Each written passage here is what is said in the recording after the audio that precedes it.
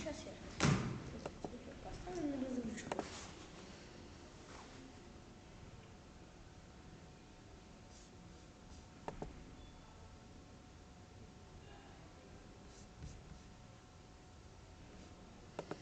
Today's lecture is the water hygiene and water supply of population. The importance of water. Water is one of the most important elements of the environment. It is necessary for human life, animals and plants. The body needs water more than anything else, with the exception of oxygen. Without food, a person can live more than a month, and without water, only a few days. Dehydration leads to irreversible effects and death. All water reserves on the earth are united by the concept of hydrosphere. The hydrosphere means a complex of aqueous bodies including oceans, seas, rivers, lakes, reservoirs, swamps, groundwater, glaciers, snow cover, and deep liquid water in the atmosphere. Water regulates the climate of the planet, provides economic and industrial activity of people, acting as its condition and object, is part of all living organisms that inhabit the earth, including the human body.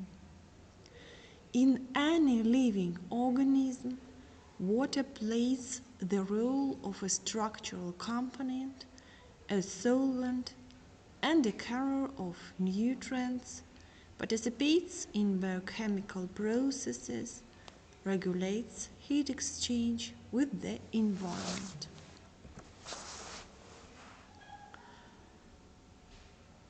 The conditions for providing the population with water, the quality of water, and the possibilities for its improvement.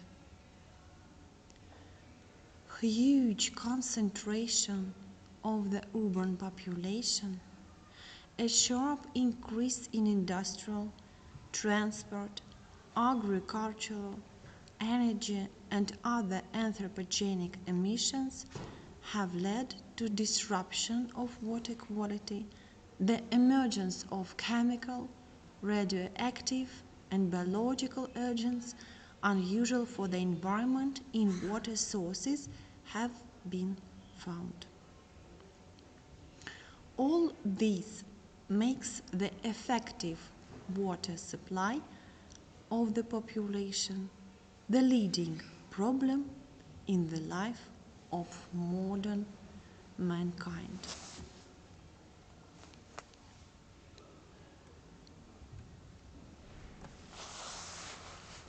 Physiological significance of water for humans. Water is part of all biological tissues. Water makes up about 60 to 70% of the mass of the human body, and the loss of 20 to 22% of liquid leads to death. Water is contained not only in liquid media, but also in dense formations of a living organism. The percentage of water in various human tissues and organs can be represented as follows. Tooth animal 0.2%, bone 22%, adipose tissue 30%, the white of the brain 70%, liver 70%, skeletal muscle 76%, heart muscle 79%, kidneys 83%, the gray of the brain 86%, vitreous body 99%.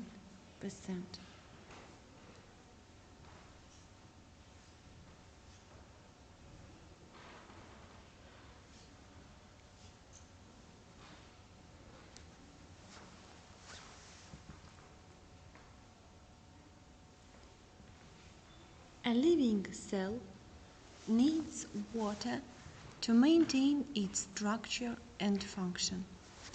It is believed that water performs some general regulatory function at the cellular level with the impact on all the cell structures. Water not only participates in the organization of the spatial structure of biological membranes, but also actively influences the processes occurring in them.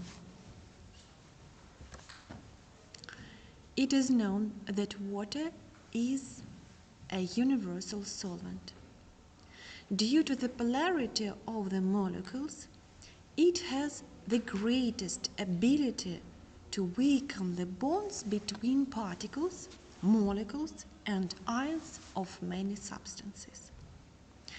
It is important for the salt metabolism of the body. The absorption of salts in the intestine is possible due to the fact that they are dissolved in water. Salt entering the blood affect the most important biological constant of the body, the osmotic pressure of the blood. Water reduces osmotic pressure and salts increase it. Water acts as the basis of acid-base balance in the body. The most important factor determining the speed and direction of many biochemical reactions in tissues and organs, since salt, acid, and alkali are not only dissolved in water but also dissociate. Water participates in many chemical reactions in the body. Water is the main component of the blood. Water makes up about 90% of the plasma. Also, water is main component of the secretions and excreta of the body. In this regard, an important function of water is the transport of many salts, trace elements, and nutrients into the body, such as carbohydrates and vitamins. At the same time, water is involved in the removal of toxins and toxic substances with sweat, urine, and saliva.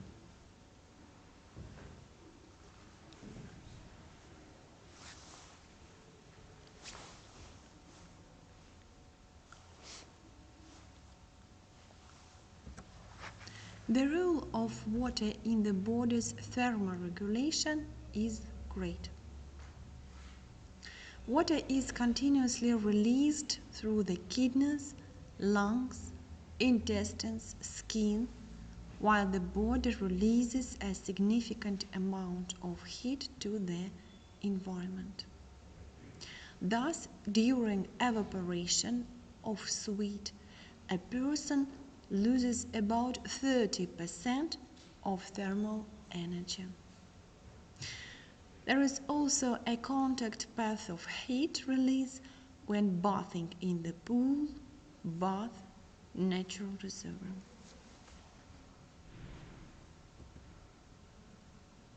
Physiological significance of water for humans. When determining the optimal drinking regime, you should remember that thirst is one of the mechanisms of its self-regulation. The occurrence of thirst is associated with water and electrolyte balance in the body and is caused by a disorder of osmotic pressure. The change in water electrolyte balance disturbs the permeability of cell membranes and changes the movement of substances dissolved in water through them.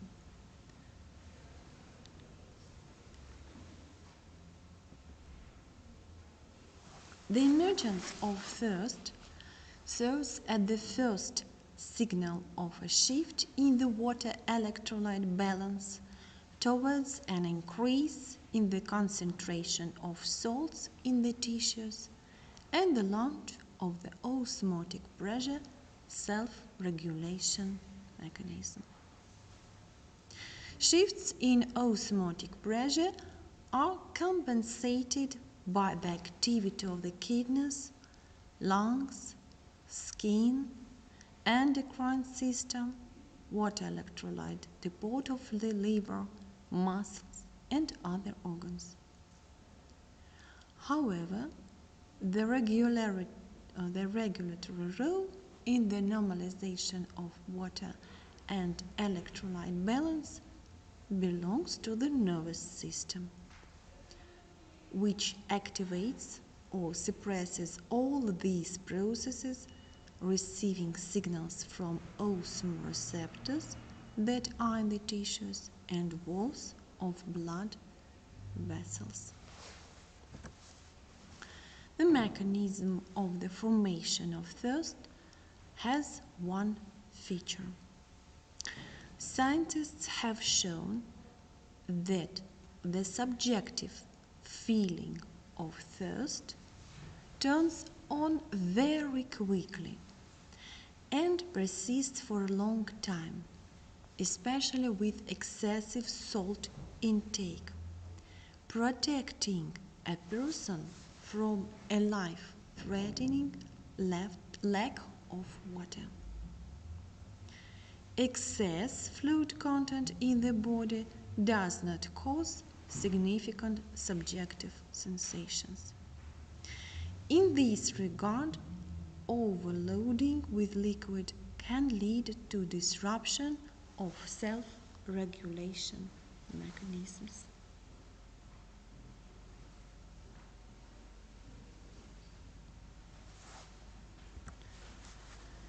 Under normal conditions, the amount of consumed fluid should not exceed 1 to 1.5 liters a day. In addition, 1 to 1.5 liters of water come in with food. As a result of the excitation of food substances, up to 0.5 liters of water are formed. Thus, at nominal physical exertion and in favorable climatic conditions, the human body needs about 3 liters of water. However, in hot climates and with heavy physical activity, water loss due to increased precipitation can increase to 10, perspiration can increase to 10 and even 12 liters a day.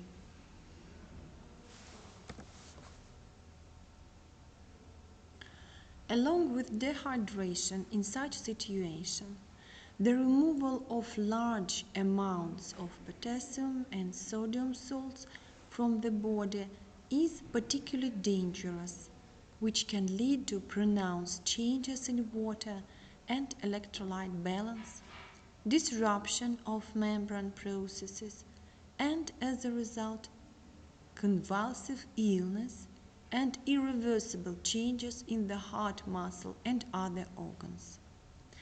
Prevention of such adverse events is sufficient, corresponding to the loss of fractional intake of liquid, salt, and potassium preparations.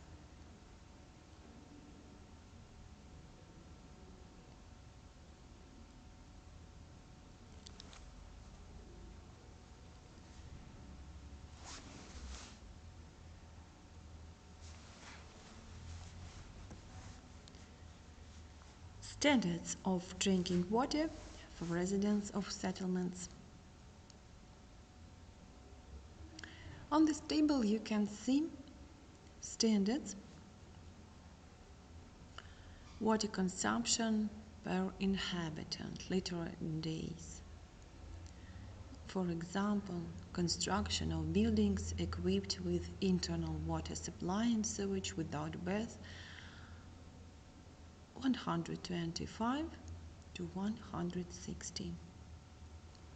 According to the World Health Organization recommendations, the optimal level of water supply in terms of maintaining favorable sanitary living conditions should be considered as water consumption of about 200 liters a day. 200 liters a day.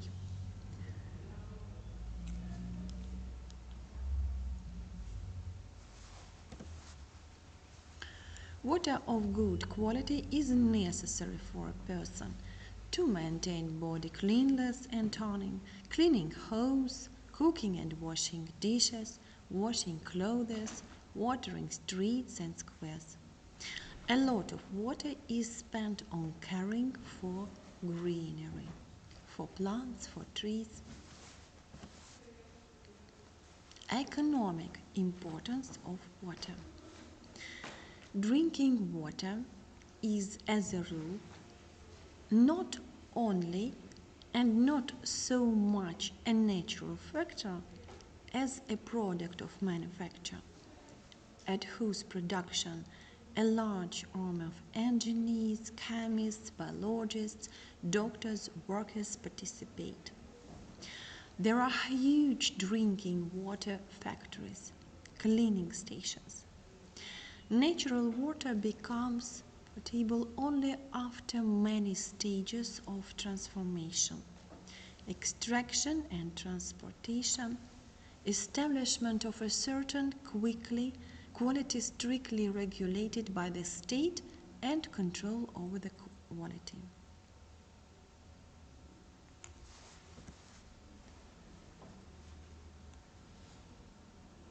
Natural reservoirs are widely used for recreational purposes, for bathing, toning, and sports. At the same time, water remains an important therapeutic factor. A good effect is given by various figurative physiotherapeutic water procedures, and balneology use the healing properties of mineral waters and mud.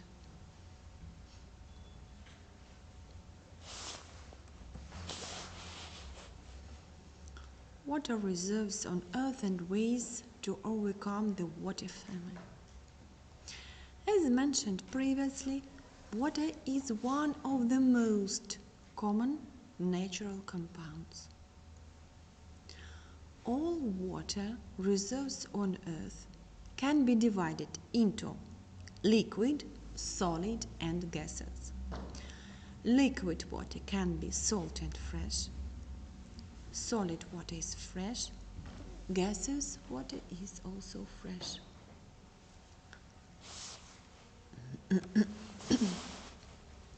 97% of water is concentrated in the seas and oceans. The high salt content, up to 35 milligrams per liter, makes this water unsuitable for household needs and drinking. So, fresh water accounts only 3% of all water resources on Earth. Most of the world's freshwater resources are stored in the glaciers of Antarctica, Greenland, the Arctic, and other permafrost zones, which make it inaccessible.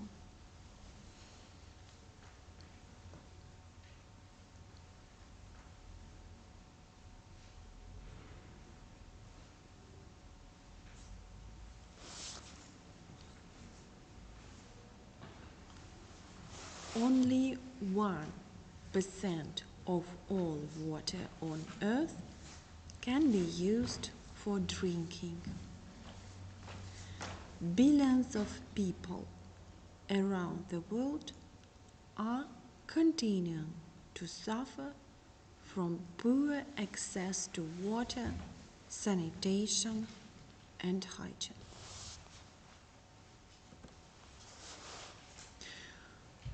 Causes for the lack of fresh water. The first cause for the lack of fresh water is that the sources of water suitable for drinking are distributed extremely unevenly both on the whole on Earth and in individual countries. For example, in Russia, 80% of fresh water is concentrated in eastern Siberia, the Far East and the European North, where only 30% of the population lives, and industry and agriculture are less concentrated. Water consumption in developed countries is constantly increasing and approaching the value of the entire freshwater resource.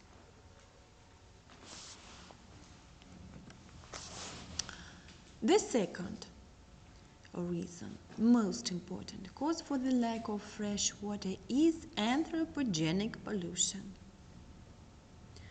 This is not an absolute decrease in the amount of water, but a decrease in its quality as a result of contamination by microorganisms and chemical substances when economic, fossil, industrial and agricultural wastewaters enter natural reservoirs.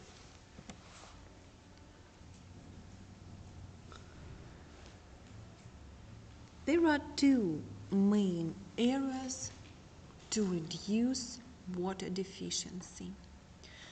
The first direction should include preservation of the quality of natural waters.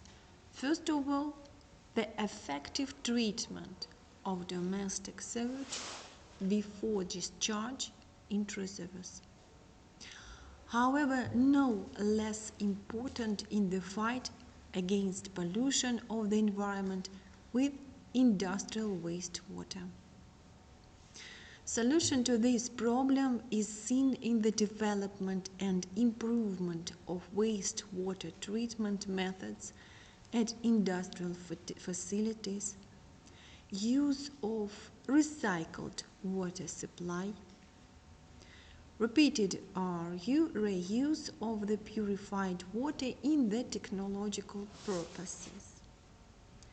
In the future, it is possible to use dry technologies that do not require water and therefore do not lead to pollution of water bodies. Not lead to pollution of water bodies. The second direction of the fight against water deficiency provides for the rational use and increase of natural water reserves. This is a strict saving of drinking water for both domestic and industrial needs and the constant struggle against the losers of this most valuable and expensive product, including economic methods. From the point of view of saving drinking water, installation of drinking water matters in the housing and utility sector, both household and apartment-wise, should be welcomed.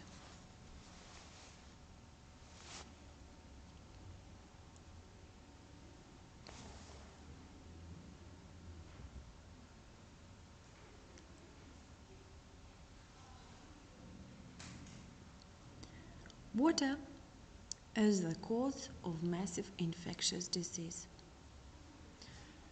How water influences on population health.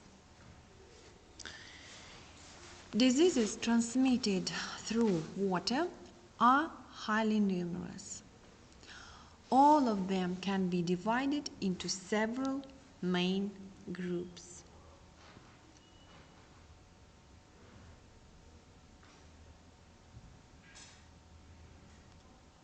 First of all, these are intestinal infections of a bacterial nature, which include cholera, typhoid fever, paratyphoids A and B, dysentery, various enteritis, and enterocolitis. Intestinal infections of a bacterial nature. The following factors are favorable for the occurrence of these diseases. Unorganized water consumption, insufficient water, appropriate natural conditions for the spread and survival of infections onset in the environment objects, technical disturbances in water intake and water treatment plants and water mains, non-compliance with elementary standards of personal hygiene. Development of the epidemic process requires the presence of three links: the source of infection, the route of transmission, and the recipient. The impact on each of these links limits or stops the spread of the infection. Isolation and treatment of a sick person, disinfection of environmental objects, immunization of the population, etc. The development of epidemics of intestinal diseases. The development of epidemics of intestinal diseases of aquatic origin has certain features. They are: the first, outbreaks of such infections begin suddenly. Second, almost at the same time, many people get sick, taking water from a single infected source. And feature number 3, after carrying out anti-epidemic measures aimed at eliminating water use from infected source, disinfection, water protection measures, as well as treating patients and limiting their contacts, the number of causes quickly decreases. Water epidemics of typhoid and paratyphoid diseases can cover different groups of the population depending on the capacity of the water supply source. The use of infected water from ponds, wells, leads to the disease of thousands and sometimes hundreds of people. However, if rivers and reservoirs of drinking water of the central water supply system are polluted, then an epidemic of typhoid fever can reach thousands and tens of thousands of people. An example is the epidemic in the Swiss city of Zermatt in 1963, which covered more than 400 people. The cause was the flushing of sewage from the sewage latrine to the river, which was used for water supply.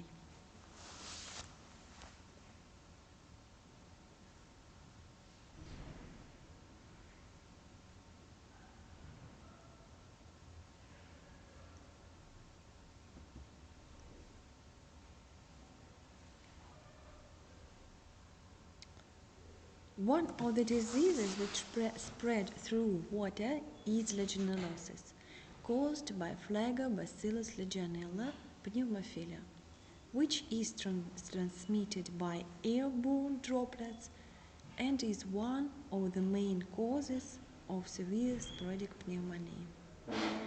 A microorganism with water aerosol, when spraying water in baths, showers, and swimming pools, gets on the mucous membranes of the respiratory tract, dies, and releases potent endotoxin, which causes severe damage to many organs and primarily pneumonia.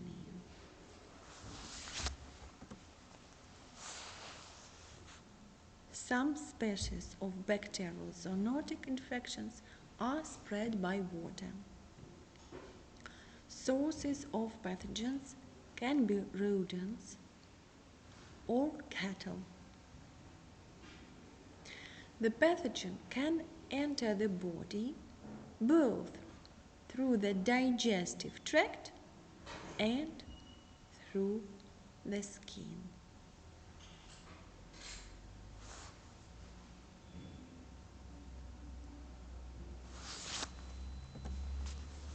Leptospirosis.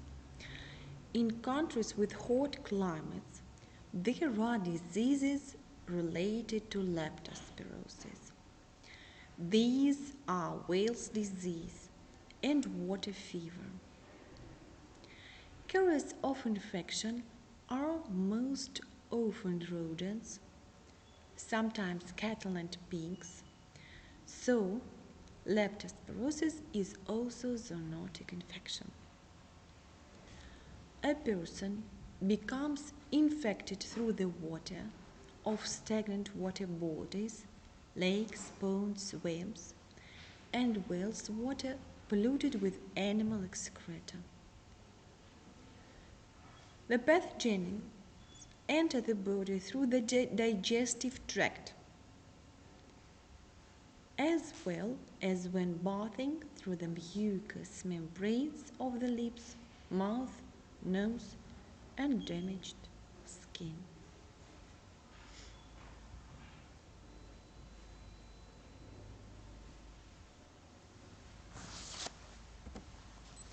Viral diseases. Many viral diseases are spread by water. These are infectious hepatitis, Botkin's disease, poliomyelitis, adenoviral, enteroviral infections. Water transmission is particularly important for infectious hepatitis caused by the type A virus, which, unlike serum hepatitis caused by the type B virus and transmitted parenterally, is also called epidemic. Infectious hepatitis caused by the type A virus. Infection hepatitis is accompanied by severe intoxication with a primary lesion of the liver. The hepatitis virus is more resistant to the effects of environmental factors than pathogens of bacterial intestinal infections. The virus retains pathogenicity after freezing for 2 years. When boiling, it dies only after 30 to 60 minutes. In this regard, the standard methods of cleaning and disinfection of water are not always sufficiently effective against the hepatitis virus, and the colibacterial indicators may not reflect real virus contamination.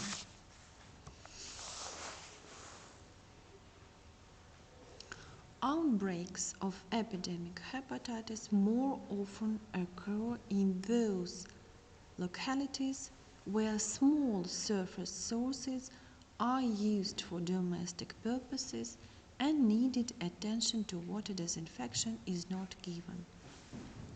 On the contrary, the epidemic danger is sharply reduced with a centralized water supply with strict observance of the water treatment regime, as well as with the use of underground interstratal waters. Helminth diseases. Another group of widespread waterborne diseases is helminthic invasions.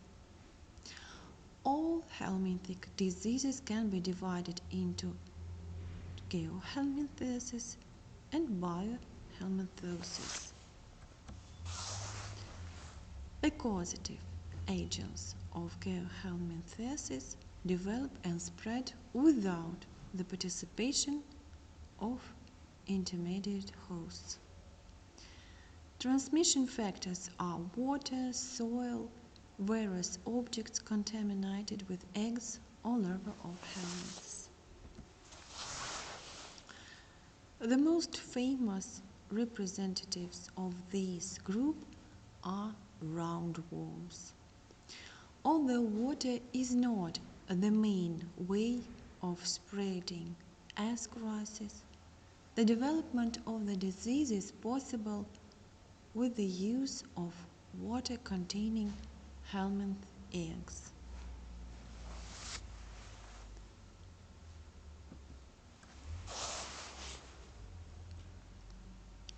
Water used for drinking purposes cannot be called a chemically pure compound. It consists of hundreds of chemicals in various quantities. Thus, natural waters contain compounds of chlorine, sulfur, carbon, phosphorus, nitrogen, calcium, magnesium, potassium, sodium, iron, iodine, fluorine, etc. The salt composition of natural waters is formed primarily as a result of the leaching of substances from the soil, and therefore reflects the chemical structure of the soil in a given area.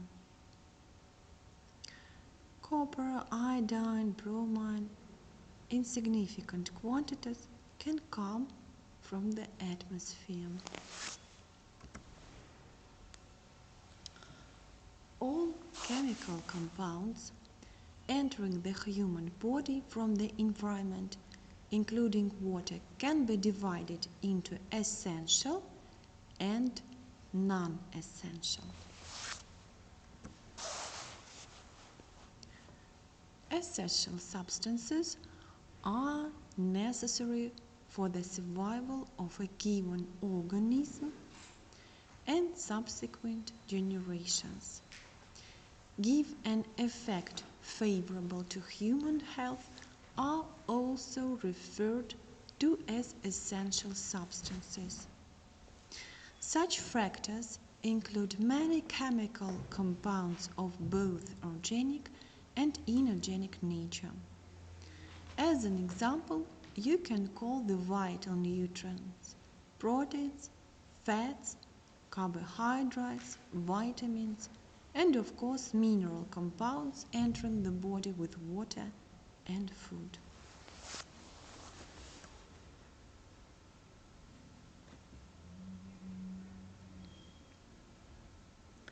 Essential factors have a beneficial effect in a certain interval of doses, zone of biotic action. With a shortage and excess intake of a substance, an adverse effect on the body is noted, lower and upper zones of adverse action.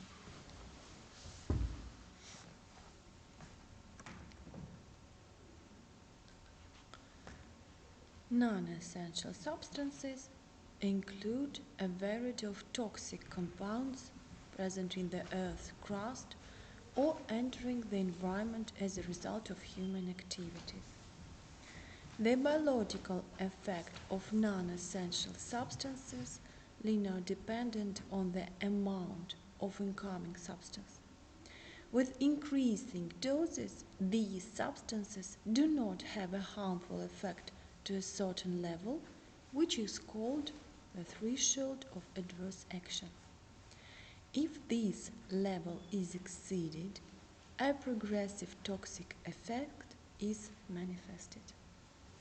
The whole range of biological action can be divided into the zone of interference and the zone of adverse action. In total, more than 80 chemical elements are found in humans and animals contained in the periodic table by Mendeleev. Conventionally, bioelements can be divided into macro, micro, ultramicro elements.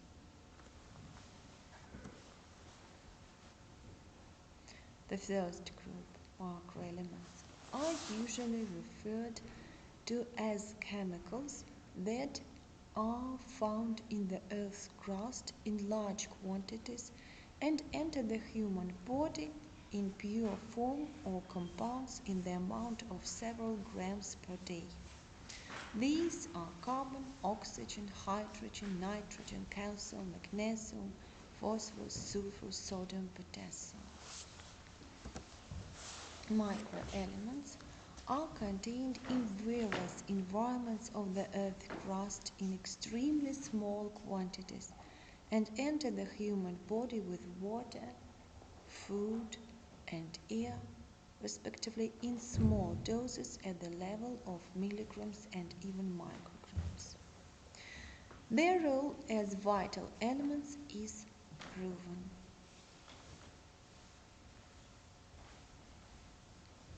Microelements include iron, iodine, fluorine, copper, zinc, cobalt, selenium, and some others.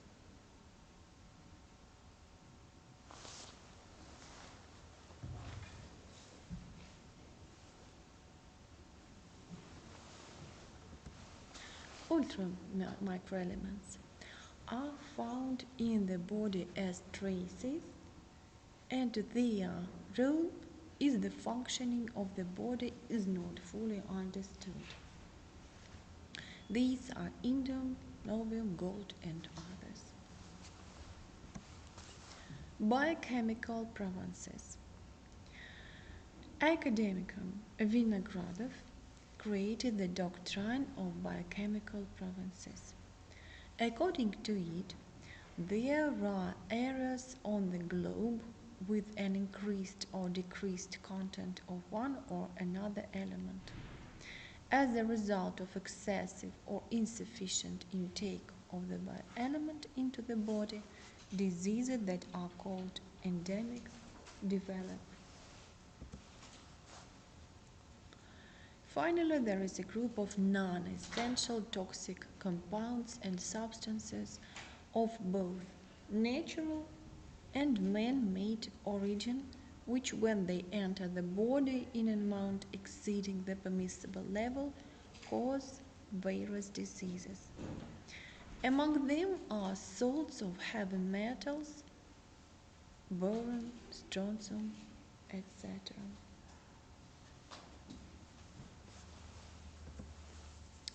However, quite often the chemicals in the water do not have a natural origin, but enter the water bodies with domestic and fossil or industrial wastewaters. For example, the presence of ammonium salts, nitrates, chlorides in water cannot only reflect the mineral composition of the soil, but also indicate biogenic pollution, receipt of organ substances from domestic sewage. Organic pollution of water. The presence of certain salts indicates fossil contamination of water. It is known that in the process of self-purification, protein compounds undergoing oxidation are successively converted into ammonium salts, nitrites, and nitrates. Nitrates are the final product of mineralization, and therefore they are the most resistant from the least nitrogen-containing substances. With recent pollution by organic substances in the reservoir, the initial decomposition products prevail, ammonium salts. The presence of only nitrates indicates long-term pollution. The triad of nitrogen compounds allows us to speak about the permanent pollution of the water of the reservoir with organic substances. Sulfur and phosphorus are found in proteins. In this regard, in the process of their decay, salts of sulfuric and phosphoric acid are formed, whose increase can also serve as a sign of organic water pollution.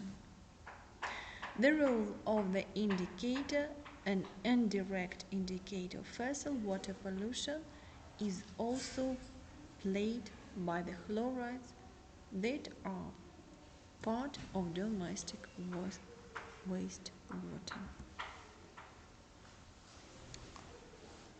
However, there are two important conditions under which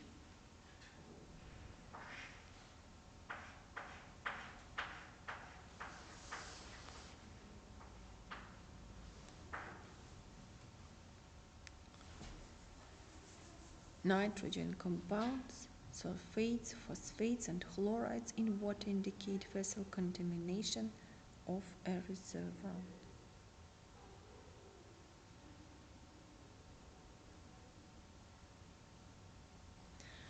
First, it is always necessary to take into account local peculiarities of water. Thus, the presence of certain salts in the water may be due to the composition of the soil. For example, in some virgin areas in the soil, the content of sulfates is increased, which determines their high content in groundwater. Secondly, the presented indicators of changes in the salt composition of water may indicate a biogenic origin only in the complex.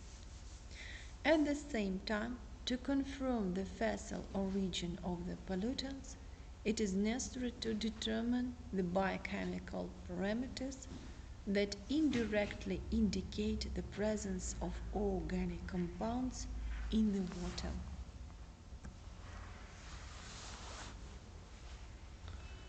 These indicators primarily include oxidability. It means the amount of active oxygen in milligrams required for the oxidation of organic matters in 1 liter of water. The more organic substances in water, the more oxygen is needed for their oxidation.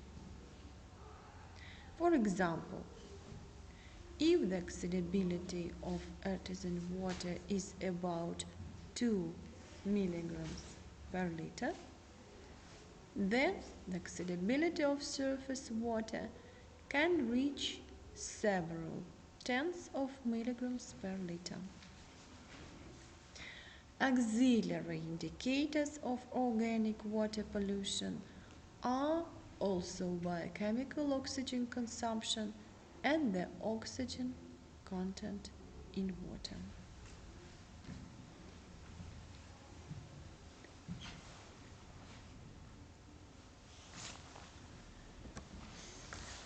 Another indirect indicator of water pollution in surface waters is saprobity. All organisms that live in reservoirs are divided into polysaprobic, alpha and beta mesosaprobic, and oligosaprobic. Saprobity is a complex of morphophysiological properties of organisms, allowing them to function and develop in the aquatic medium of varying degrees of pollution. Based on the properties of the inhabitants of water bodies, water source can be divided into polysaprobic, alpha mesosaprobic, beta mesosaprobic, and oligosaprobic zones. In the water of the polysaprobic zone, there is a large organic pollution, low content or absence of oxygen. There are also breakdown products of proteins, sulfates, phosphates, hydrogen, sulfite, ammonia, etc. Many heterotrophic anaerobic microorganisms, saprophytic and filamentous bacteria. Water of such reservoirs can rot. Alpha mesosaprobic zone. In the water of the alpha mesosaprobic zone, aerobic oxidation of organic substances is already taking place.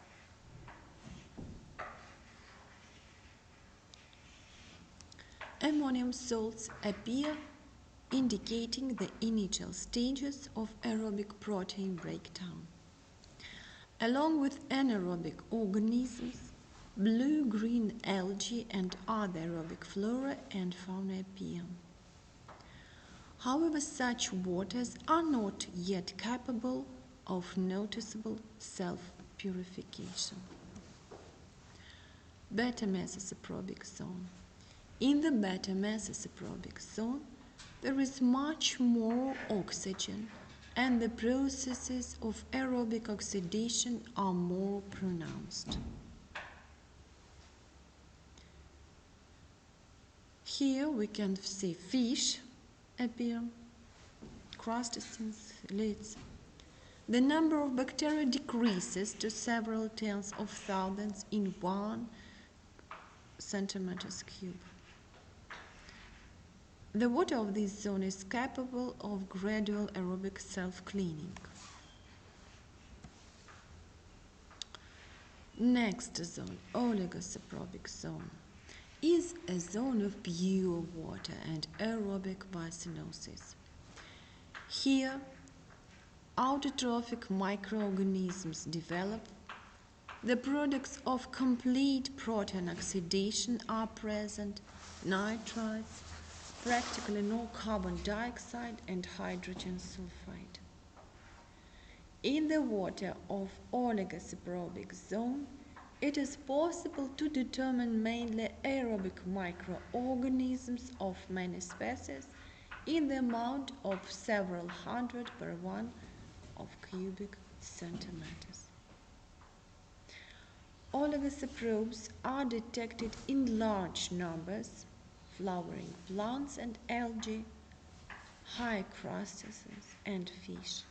crayfish, starlets, salmon, sturgeon.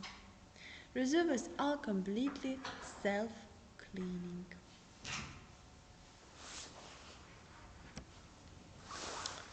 The study of the inhabitants of the aquatic environment allows us to indirectly assess the sanitary condition of the water source and, along with microbiological, chemical, and organoleptic criteria, use the saprobity index to determine the suitability of the reservoir for household and drinking use.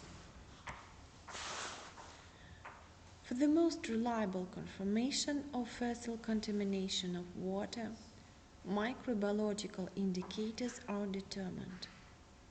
The content of coliform bacteria, colifates, the total microbial count. In some cases, water is examined for the presence of pathogenic intestinal bacteria and enteroviruses. Diseases caused by the unusual mineral composition of natural waters. The altered mineral composition of natural waters may contribute to the development of non-specific, non-infectious diseases, as well as be a direct cause of pre-pathological conditions and specific diseases. Total mineralization, dry residue. On this basis, natural waters are divided into fresh, mineralized, and brine. Fresh, not containing more than 1 gram per liter of salts.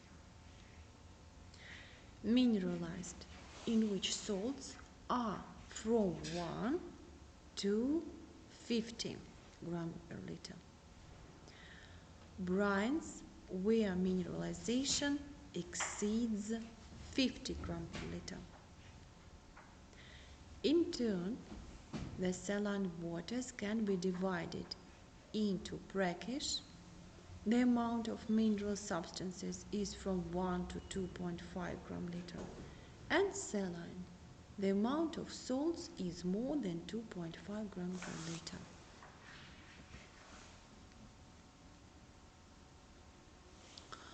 Hygienic standard of dry residue in drinking water means its mineralization is 1000 milligram per liter. Long-term use of highly mineralized water for drinking leads to a number of changes in the body.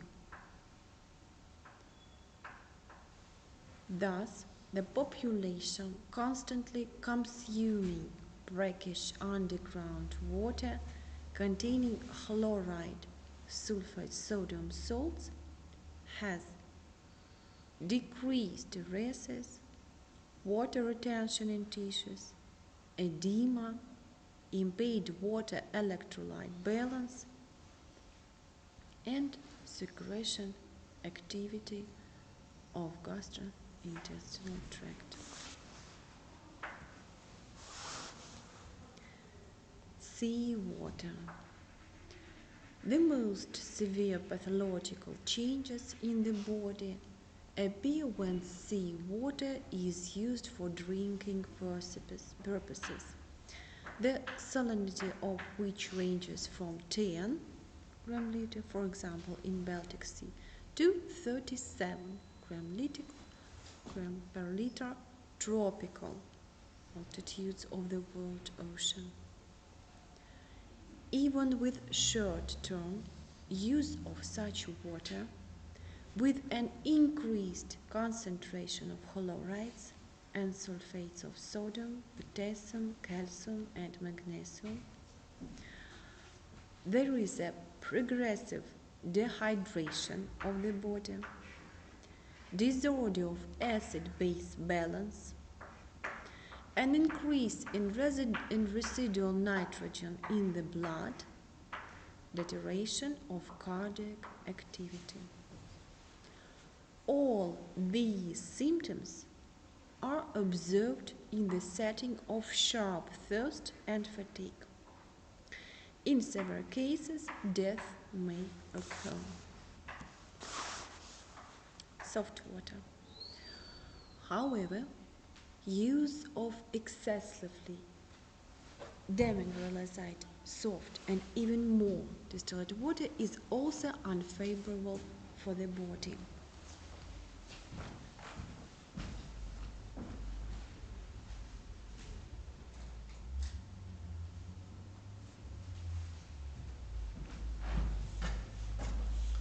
This water has a reduced taste property. Its long-term use for drinking breaks the regulation of water and electrolyte balance, causes an increase in the content of electrolytes in serum and urine with their accelerated elimination from the body, a decrease in the osmotic resistance of red blood cells, changes in the cardiovascular system. According to the scientists, water with a total mineralization below 100 mg per liter is not recommended for drinking purposes. Hardness of water.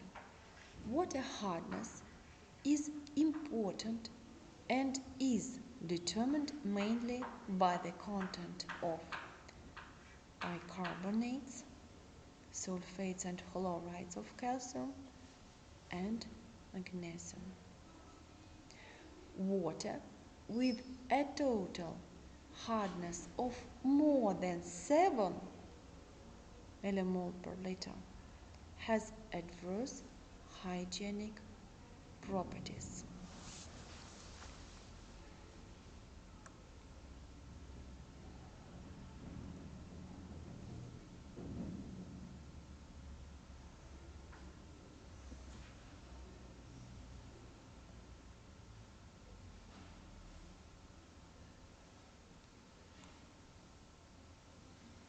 Soap is poorly formed in such water, and therefore such water is unsuitable for washing and cleaning. Hard water. In hard water, meat, vegetables, and legumes boil down worse. The great economic damage is associated with the use of water with high temporary hardness in industry and heat energy, because harm is formed in the boilers and pipes during boiling as a result of bicarbonate conversion into insoluble carbonates. Water with the hardness of 20 millimoles per liter could lead for the formation of stones in the kidneys and bladder.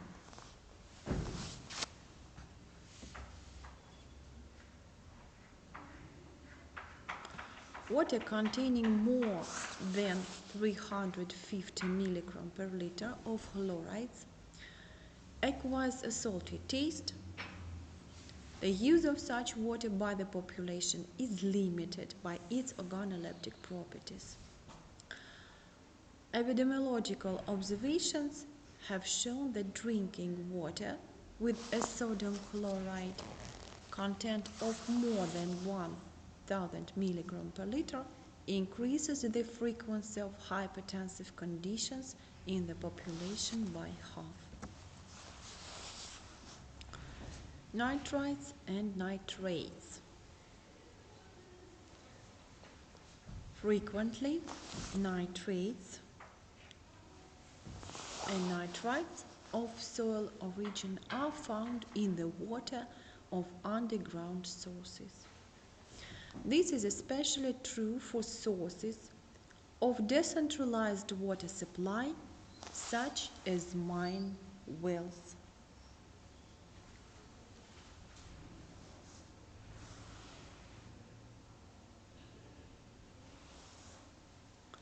Nitrites are more toxic than nitrates, but under normal conditions, nitrites are very unstable substances.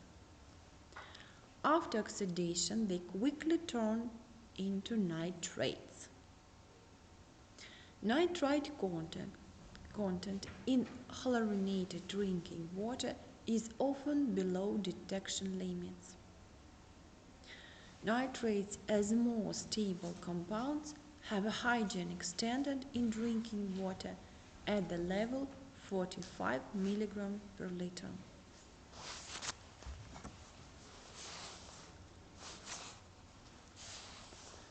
Nitrites and nitrates can enter the body both with water and with food, mainly of plant origin, where they are deposited.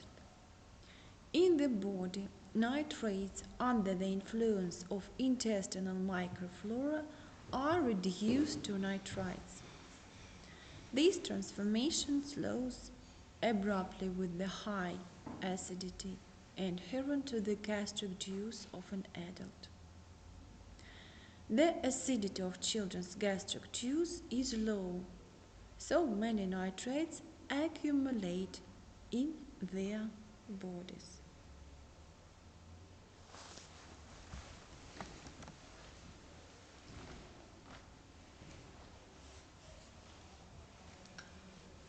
Nitrates, in turn, combining with hemoglobin from a stable compound methemoglobin. As a result of blocking hemoglobin, its ability to transport oxygen is roughly reduced and tissue hypoxia occurs. A disease called nitrate methemoglobinemia progresses. Normally, in a human body, 1 to 2% of hemoglobin is in the form of methemoglobin. If this value exceeds 10%, clinical manifestations of hypoxia are there. 30 to 40% of methemoglobin in the blood causes anoxia. It means from the most severe manifestations of the disease until death.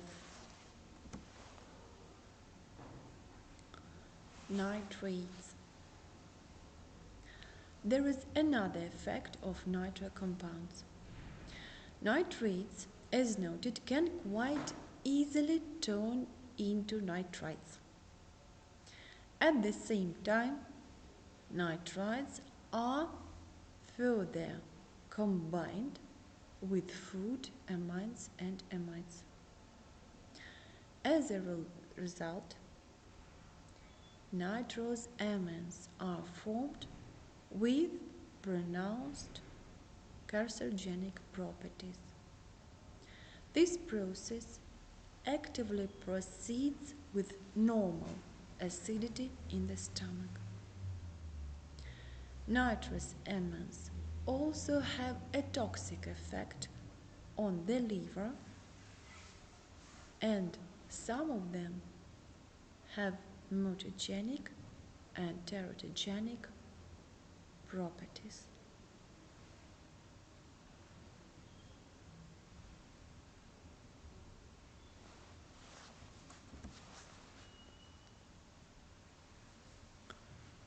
Ways to prevent the adverse effects of nitrites and nitrates.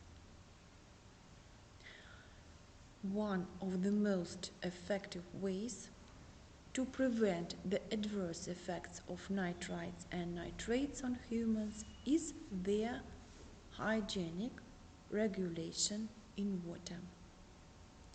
The hygienic standard in water for nitrates is 45 mg per liter.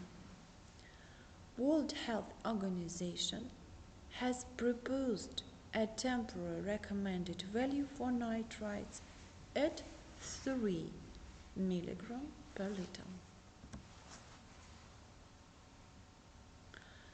Because of the possibility of a simultaneous occurrence of nitrate and nitrite in potable water, the sum of the ratios of the concentration of each to its maximum contaminant level should not exceed 1. On the slide you can see formula.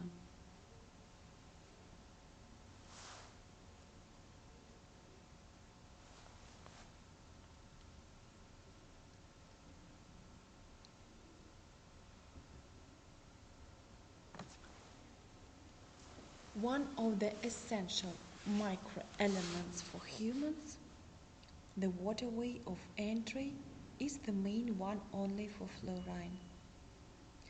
Fluorine is widely distributed in the crust.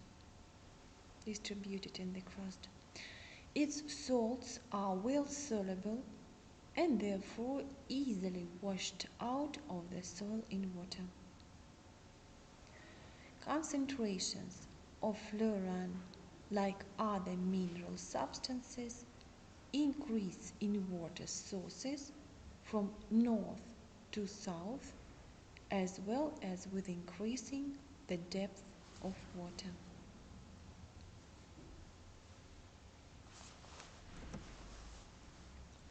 With drinking water at an average concentration of fluoride 1 milligram per liter, more than 80% of this element enters the human body. Fluorine intake from food products is 5 to 6 times less than with water. Therefore, the fluorine content in drinking water determines its biological effect.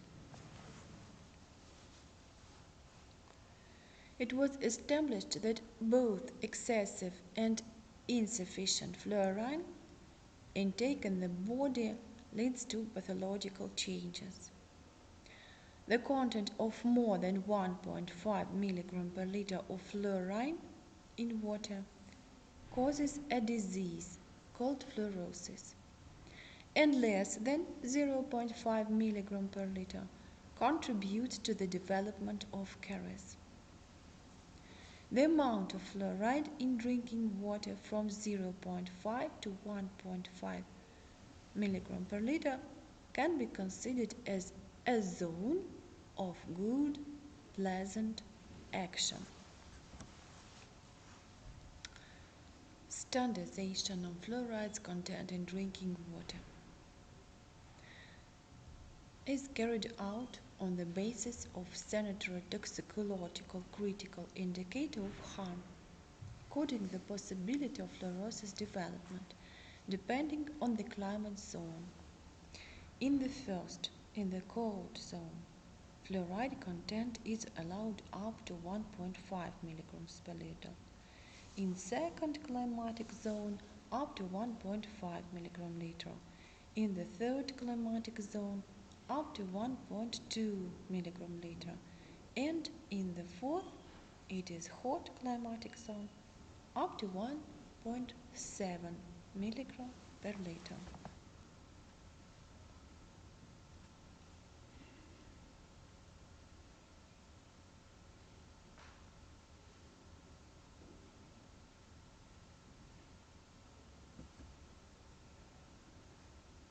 This is due to the different consumption of drinking water in different zones.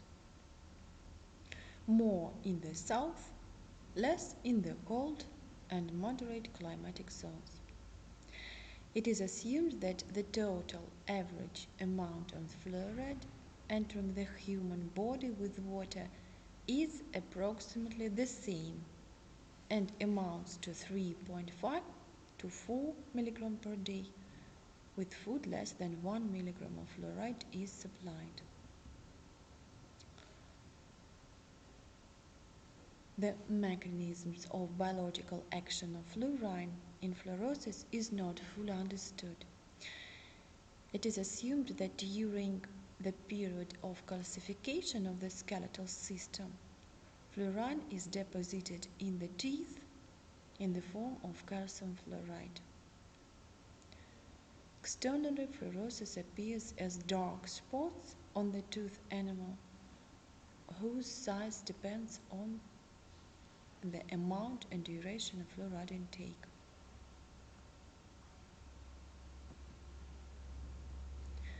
The development of fluorosis is possible only during the period of tooth formation in childhood and occurs within 2 to 2.5 years. At fluorine concentrations more than 6 mg per liter, the process involves not only the tooth and enamel but also the dentin. Prolonged intake of a large amount of fluorine leads to more extensive disorders, namely to generalized changes in the entire skeleton, osteoporosis, deformity, and increased bone fragility. At the same time, there is a disorder of calcium phosphorus metabolism, a decrease in the activity of phosphates, cholinesterase, inhibition of the hematopoietic and central nervous system in children. Prevention of fluorosis is in the organization of water supply from sources with a lower content of fluorine, and in the absence thereof, in defluorination of water using special methods. The fluorine content in drinking water of less than 0.5 mg per liter reduces the resistance of the teeth to the effects of acids and bacteria, contributes to the development of caries. This is especially true of water derived from surface water. With the aim of optimal fluoride consumption in many countries of the world, fluoridation of drinking water is carried out. As a preventive measure, it is also recommended to use fluoride toothpastes and elixirs to consume fluorinated products. Another important trace element for human life is iodine. Insufficient intake of iodine in the body disrupts the synthesis of the hormone thyroxine, then a compensatory diffuse enlargement of the thyroid gland as a result of hyperfunction follows, and the so-called goiter develops. However, insufficient intake of iodine for a long time can cause very serious diseases in children, including cretinism. These are dementia, impaired growth, physical and sexual development, proportionality of the body with the characteristic appearance. Deafness is developed in 70% of these patients. The daily need of an adult for iodine is 150 to 200 milligrams. 2/3 iodine enters the body with plant and animal food, and only about 20 micrograms with water and 10 to 15 micrograms with air. Control over the content of iodine in the environment is carried out on its level in water, since a reduced amount of iodine in water reflects its deficiency in other environments, including soil and plants, and in food. In this regard, the content of iodine in water bowls is considered as an indirect indicator of the availability of iodine in this area. This is an indicator of the risk of epidemic goiter.